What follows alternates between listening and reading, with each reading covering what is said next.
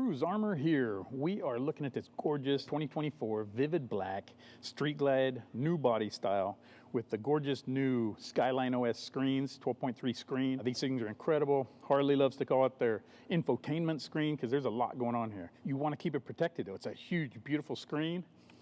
Lots of color, lots of things going on in here.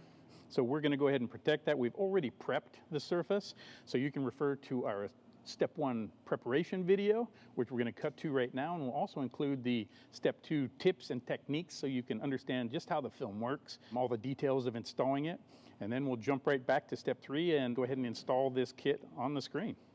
Okay, we're back. We've gone ahead and removed the film from the backing liner.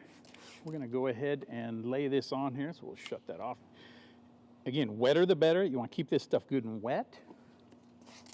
And now we're just going to slowly just center it and then just start in the middle. I'm not really laying much pressure, just kind of getting it to lay down.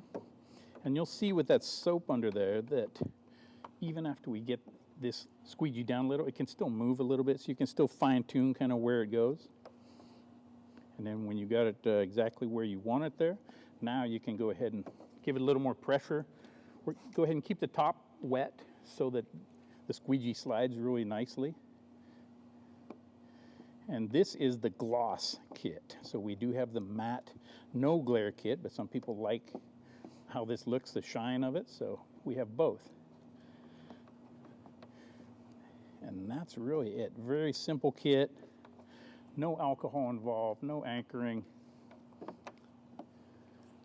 Now when you dry it off, you want to make sure and go the kind of the direction that you would have with the squeegee. You don't want to go up against an edge where you might lift an edge and get towel fuzz in it. One other thing I'm going to show you right now, because these screens you're going to touch. You touch a lot. You don't have rubber gloves on when you're riding, but you have leather gloves, you have dirty gloves, so the screens are going to get scratched up.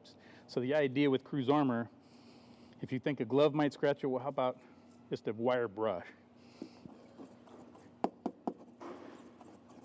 Which hopefully you're not cleaning your infotainment screen with a wire brush. But this stuff is self-healing.